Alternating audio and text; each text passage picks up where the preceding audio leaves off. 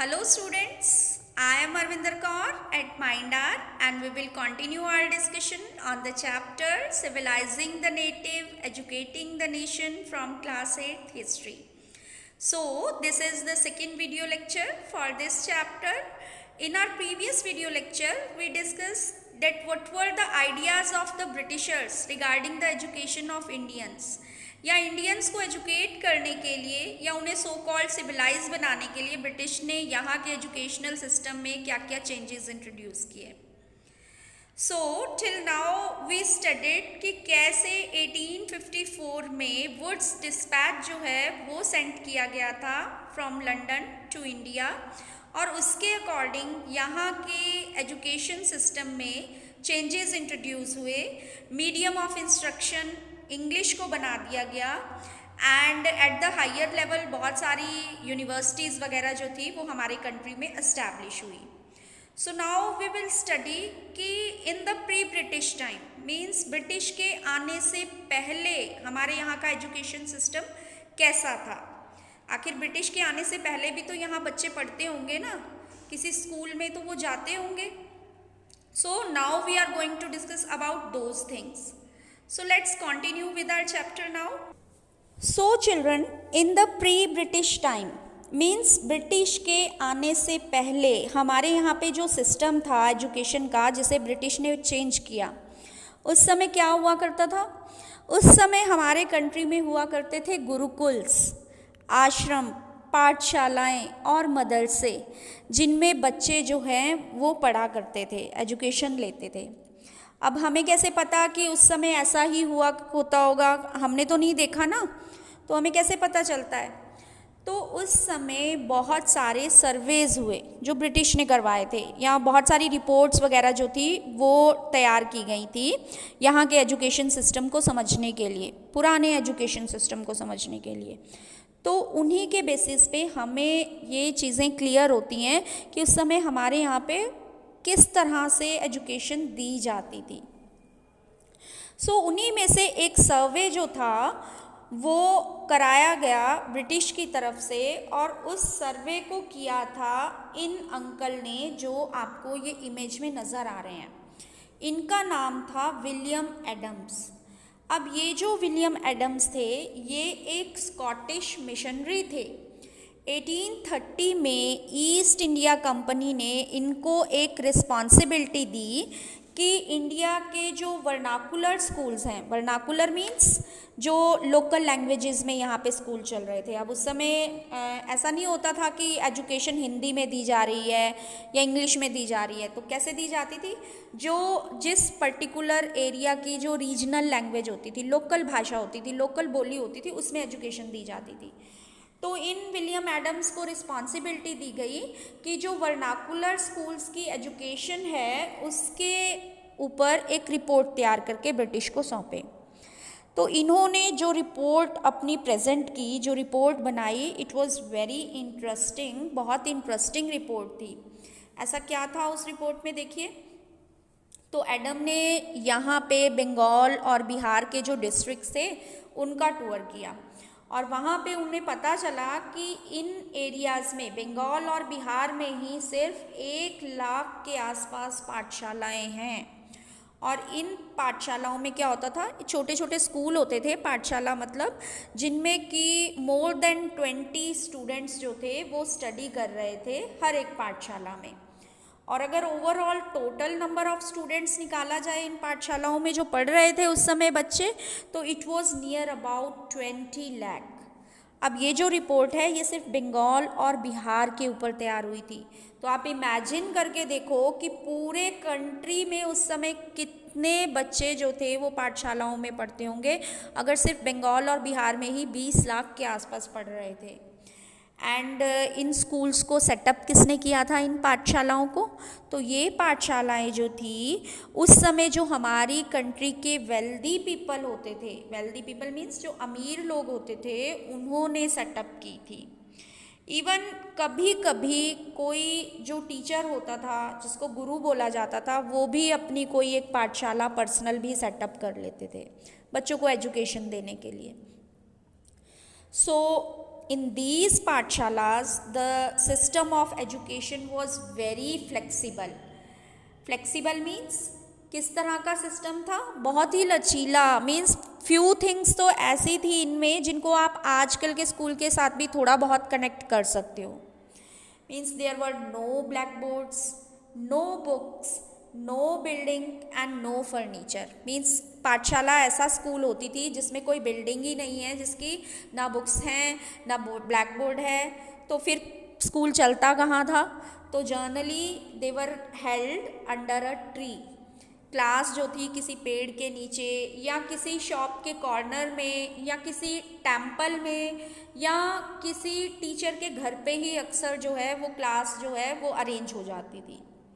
Means ना तो कोई सेपरेट क्लासरूम्स होते थे, ना अटेंडेंस रजिस्टर होते थे जिसमें अटेंडेंस ली जाएगी, और ऐसा भी नहीं है कि एग्ज़ाम्स होंगे. कोई एनुअल एग्जामिनेशन नहीं होती थी, कोई प्रॉपर टाइम टेबल नहीं होता था.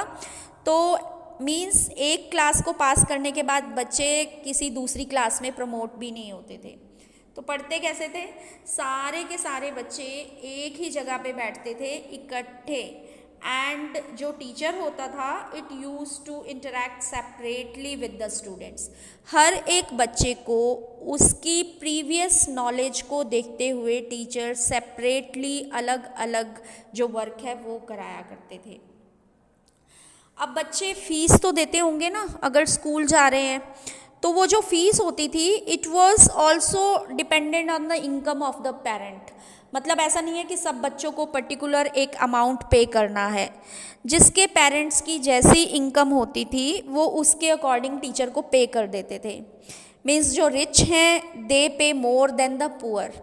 वो जो पुअर स्टूडेंट्स हैं उनसे थोड़ा ज़्यादा पे कर देते थे. एंड पूरा टीचिंग का जो सिस्टम होता था डेट वाज ओरल. कोई रिटन टेक्स्ट बुक्स नहीं होती थी, ओरल टीचिंग होती थी.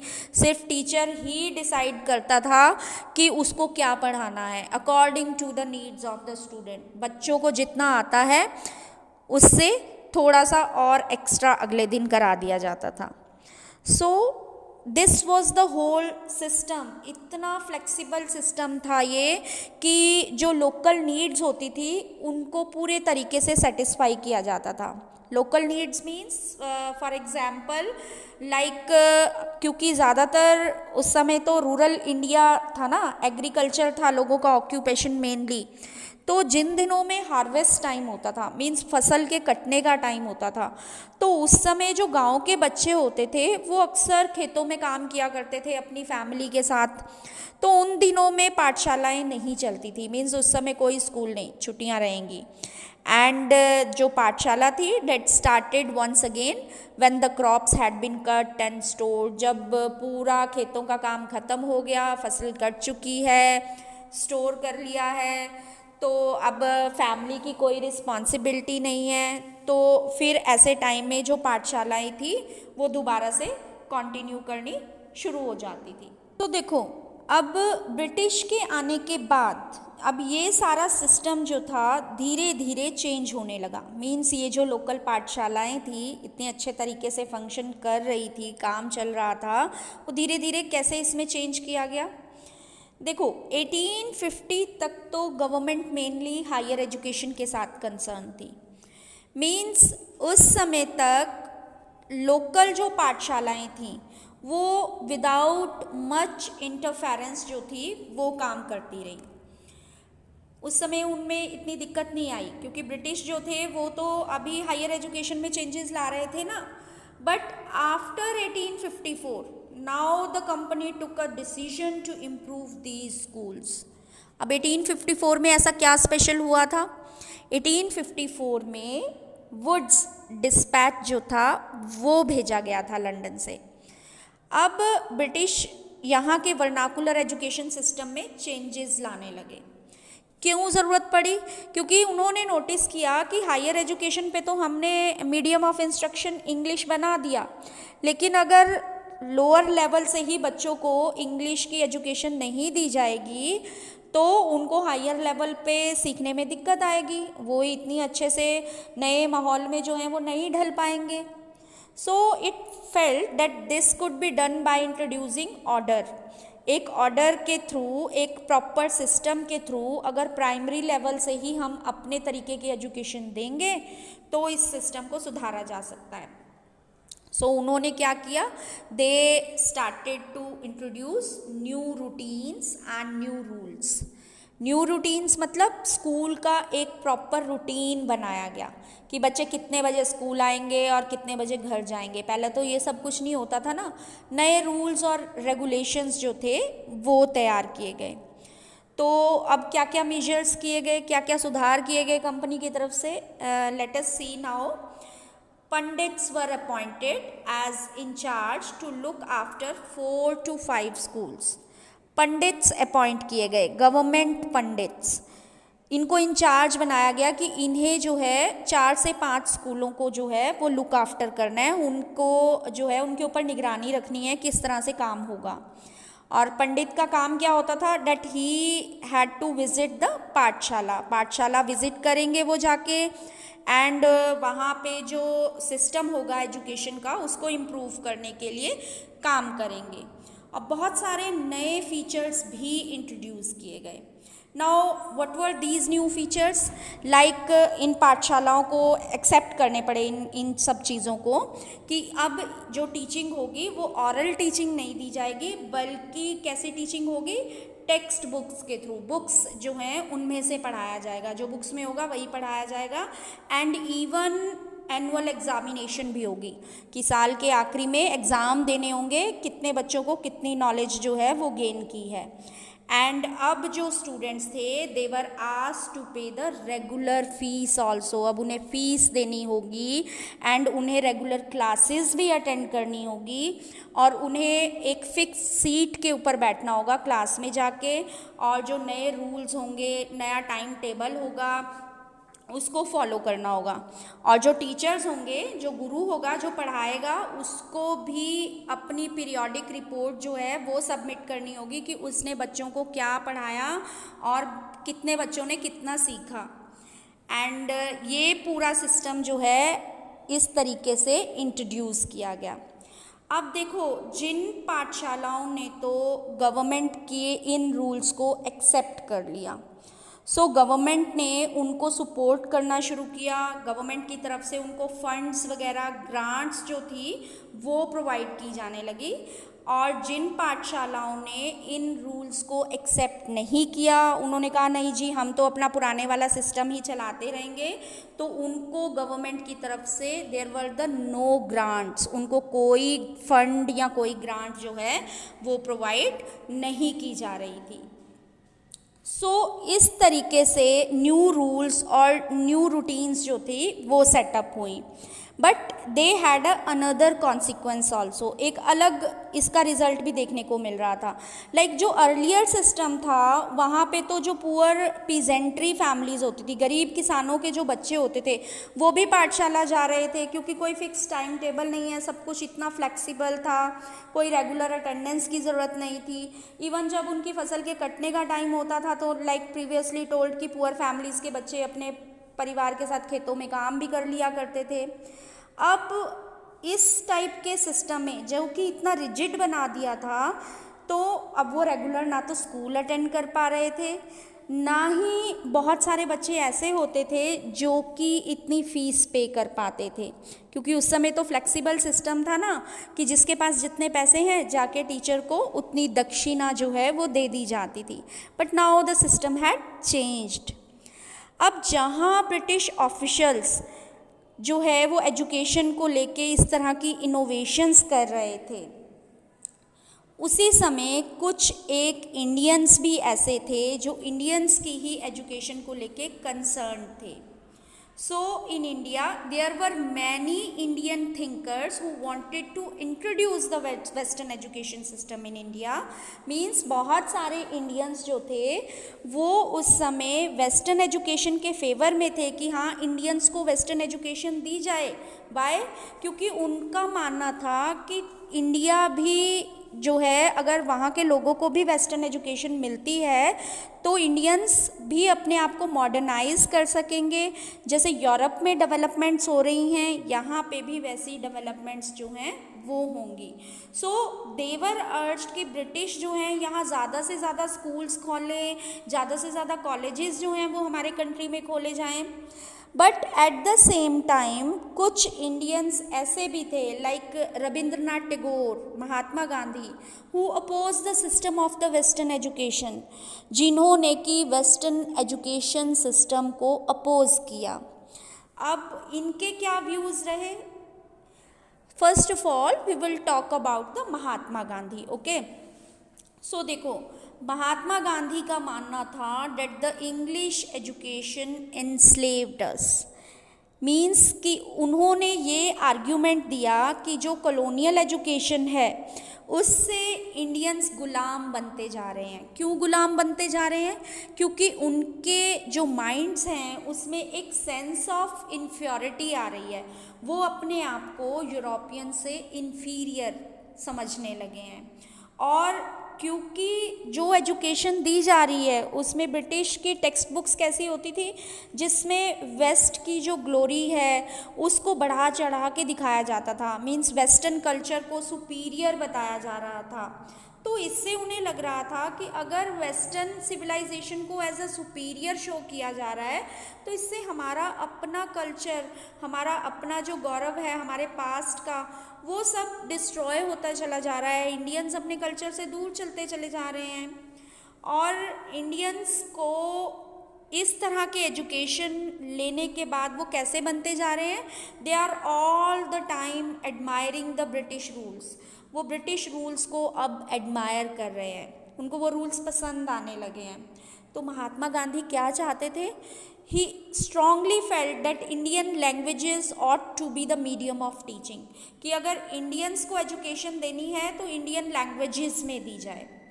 एंड महात्मा गांधी चाहते थे कि एजुकेशन ऐसी दी जाए जिससे कि इंडियंस में एक सेल्फ रिस्पेक्ट की फीलिंग डेवलप हो, वो अपने पास्ट से नफ़रत नहीं करें, मीन्स उससे दूर ना हो, बल्कि उसके ग्लोरी को समझें, उसके वैभव को समझें कि हमारा पास्ट जो है वो कितना ग्लोरीफाइड रहा है। जब इंडिया में नेशनल मूवमेंट स्टार्ट होती है, आज़ादी की लड़ाई शुरू होती है, तो उस समय उन्होंने बहुत सारे स्टूडेंट्स को इस बात के लिए अर्ज किया, आवाज़ उठाई कि ब्रिटिश के एजुकेशनल इंस्टीट्यूशन को छोड़ देना चाहिए in order to show that Indians were no longer willing to be enslaved. अब महात्मा गांधी ने और क्या क्या अपने व्यूज़ प्रेजेंट किए? उनका मानना था कि जो वेस्टर्न एजुकेशन है that has crippled the minds of the Indians के माइंड्स को उन्होंने क्रिपल कर दिया है, अपंग बना रहे हैं और उनको अपनी सोशल सराउंडिंग से दूर ले जाया जा रहा है। अपनी ही ज़मीन के ऊपर, अपने ही देश में हम लोग कैसे बनते जा रहे हैं? स्ट्रेंजर्स, जिन्हें अपने देश के बारे में कुछ पता ही नहीं है और दूसरों के बारे में हम पढ़ रहे हैं। तो उनका मानना था कि एक फॉरेन लैंग्वेज बोल के हम अपने जो लोकल कल्चर है उसको इग्नोर कर रहे हैं, उससे दूर हो रहे हैं। और इंग्लिश जो एजुकेटेड पीपल हैं they didn't know how to relate to the masses, आम लोगों के साथ कैसे जुड़ना है, आम यहाँ की जनता के साथ कि क्या समस्याएं हैं, वो वेस्टर्न एजुकेशन जो है उसका सॉल्यूशन नहीं दे सकती है। तो महात्मा गांधी ने किस चीज़ के ऊपर जोर दिया? उनका ये मानना था इंडियंस को प्रैक्टिकल नॉलेज दी जाए, किस तरीके से उनके लिविंग एक्सपीरियंसेस के थ्रू, जो उनके आसपास उन्हें अनुभव हो रहे हैं, जो नई नई चीज़ें देखने को मिलती हैं, उन्हीं के थ्रू वो सीखें। एंड उनका मानना था कि अब इसी से किसी पर्सन का माइंड और सोल जो है वो डेवलप हो सकती है। एजुकेशन के अगेंस्ट नहीं है वो, लेकिन वो क्या चाह रहे हैं? That people should learn how to work with the hands, अपने हाथों से काम जो है वो कैसे करना है। एंड उनको क्राफ्ट सिखाया जाए, उनको वो अलग अलग ढंग के काम सिखाए जाएं जिससे कि वो अपनी लाइवलीहुड भी अर्न कर सकें। मीन्स क्योंकि ब्रिटिश की तो एजुकेशन ऐसी थी ना कि सिर्फ पढ़ना लिखना सिखा दिया, कोई प्रैक्टिकल नॉलेज नहीं है, तो पढ़ लिख लेने के बाद भी पर्सन जो है वो किसी भी काम को करने के लिए तैयार नहीं होते थे। उनका मानना था कि किस तरीके की एजुकेशन हो जो कि प्रैक्टिकल नॉलेज जो है वो इंडियंस को प्रोवाइड करे। और जैसे जैसे नेशनलिस्ट सेंटिमेंट स्प्रेड हो रहे थे, बहुत सारे दूसरे थिंकर्स भी थे जिन्होंने भी इस तरह की सोच रखना शुरू कर दिया, and they started thinking of a system of national education, जो कि ब्रिटिश ने जो सिस्टम शुरू किया एजुकेशन का उससे कम्प्लीटली डिफरेंट थी। और ऐसे ही एक पर्सन थे टैगोर, रविंद्रनाथ टैगोर। रविंद्रनाथ टैगोर का नाम आप सबने सुना होगा, क्योंकि आप उनकी बुक्स वगैरह भी में अक्सर उनका लिटरेचर जो है वो पढ़ते हो।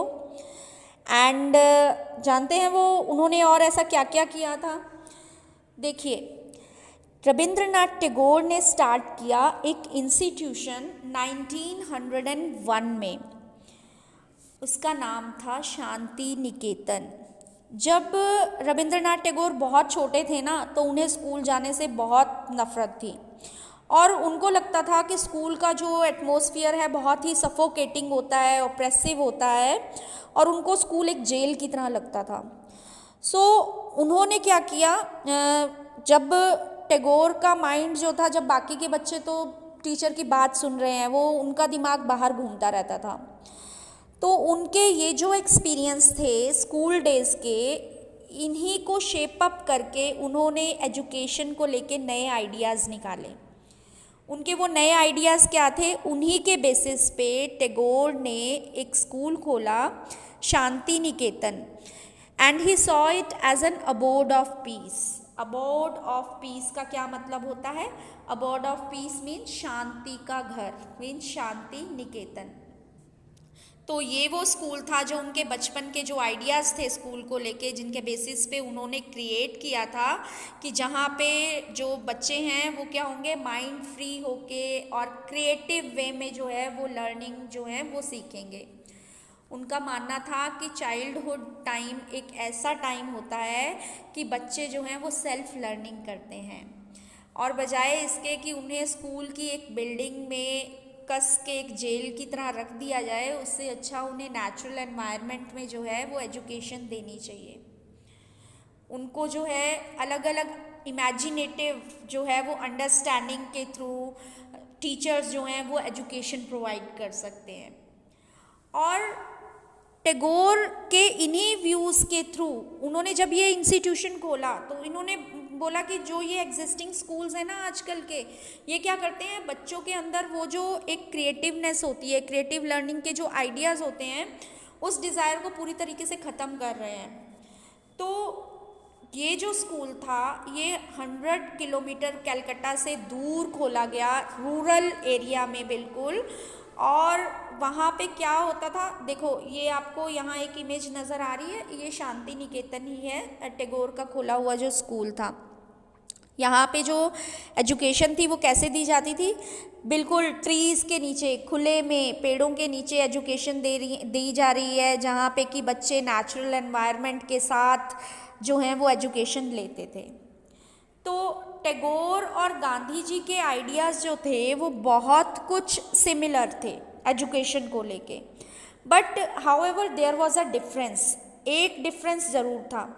गांधी जी जो थे वो क्रिटिकल थे वेस्टर्न सिविलाइजेशन और की बिल्कुल वेस्टर्न एजुकेशन को लेके बिल्कुल अगेंस्ट थे कि मशीन्स को वर्शिप करना या टेक्नोलॉजी को लेके, ही वॉज क्रिटिसाइजिंग इट।